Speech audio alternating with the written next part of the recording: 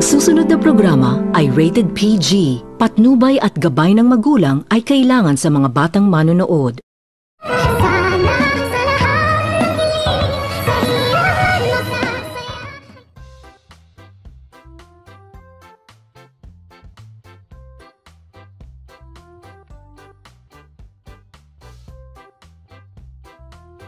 Sukdulan ang galit ni Lynette pagkatapos nitong malaman ni Lynette ang katotohanan na itong si Dr. Carlos ay mayroon din itong tinatagong sikreto sa kanya, kung kaya't nang maisipan nito ni Lynette ang mga ginagawa ni Dr. Carlos sa kanya pagkatapos nitong makita ni Dr. Carlos ang isang video na ipinakita ni Moira sa kanila na naghahalikan umano.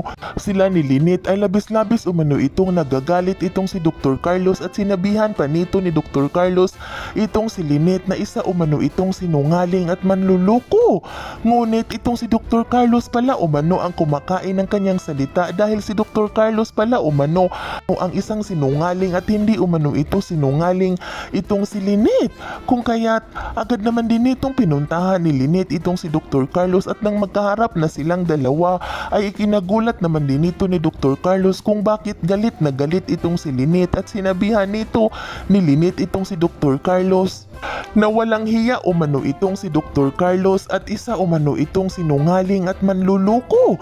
Sa kadahilanan na agad naman din itong sinabihan ni Dr. Carlos itong si Lynette kung bakit umano ito nagsasalita sa kanya ng ganun. Kung bakit umano nito pinagsabihan ni Lynette itong si Dr. Carlos na isa umanong sinungaling na hindi naman umano ito nagsisinungaling itong si Dr. Carlos sa kanya. Ngunit ikinapanlaki ito ng mga mata ni Dr. Carlos nang magsalita itong si Lynette na nalaman na umano nito ni Lynette na mayroon umano itong tinatagong sikreto itong si Dr. Carlos dahil nagkaanak umano ito sa ibang babae at dito agad naman din itong tinanong ni Lynette kung sino umanong babae ang naanakan ni Dr. Carlos.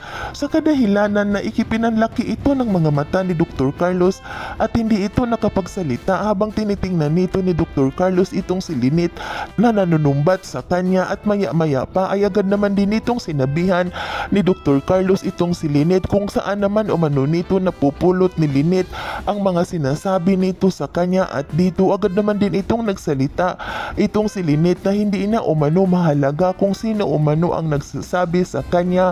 Ang mahalaga umano na nalaman na nito ni Lynette na hindi rin umano ito mapagkatiwalaan si Dr. Carlos dahil mayroon pala umano itong tinatagong sikreto kay Lynette.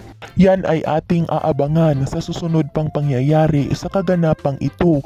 Nang abot kamay na pangarap, huwag mong kalimutang isubscribe at i-hit ang notification bell ng aking channel.